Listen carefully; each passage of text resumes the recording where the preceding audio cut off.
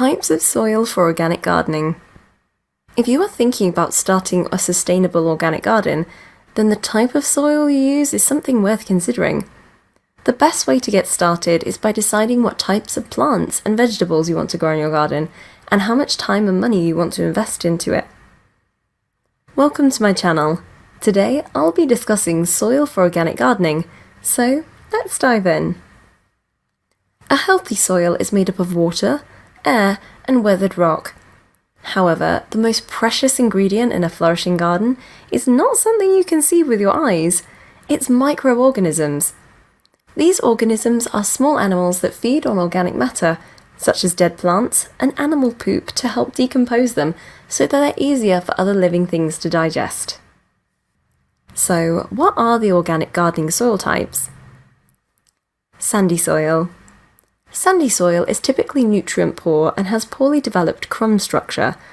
Large sand particles also make it easy for water to drain away quickly, making nutrients difficult to acquire by plants before they are leached out of the ground with rainwater.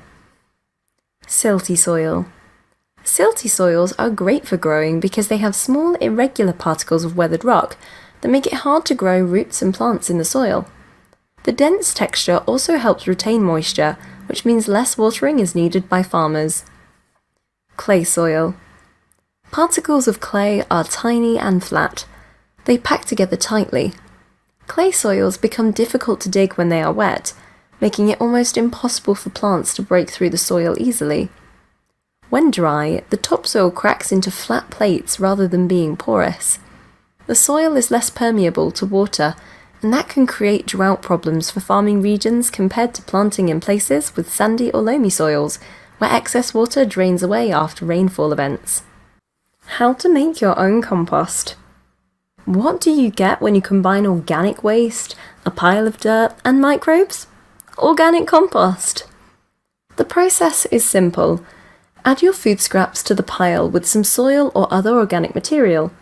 Grass clippings, leaves, grass-fed animal manure, that has been heated up.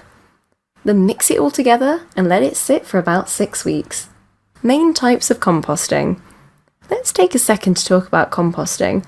Hot and cold composting are the two types there are. Cold composting is easy and can save you a ton of money. In springtime, start to collect yard waste in your backyard. Ingredients should include leaves, grass clippings, vegetable scraps like carrot tops and apple cores, newspaper bits, and eggshells. Over time they would decompose on their own without any help from you at all. Perfect for those folks with less space like apartments or townhouses who can't possibly have a garden plot but still want access to fresh produce. Hot composting, on the other hand, is a more intensive process that requires the addition of nitrogen-rich materials like manure, food scraps, and leaves. It's also important to keep it moist by watering every few days or so. You don't want your compost pile drying out. How to begin? Begin with a basic container. An old garden pot is perfect for this. You can just put it on the top and fill it with any ingredients you want to break down, like rice or veggies. If you can splash out a bit, get a bin. Compost bins come in two types, stationary and rotating. Looking after your compost. Looking after your backyard compost pile is simple, but a little of attention makes all the difference. Add materials often to provide the bacteria with some fresh food and insulation for their process. So, that just about wraps things up for the video today. Don't forget to like this video, subscribe and leave any comments below, and I'll see you later.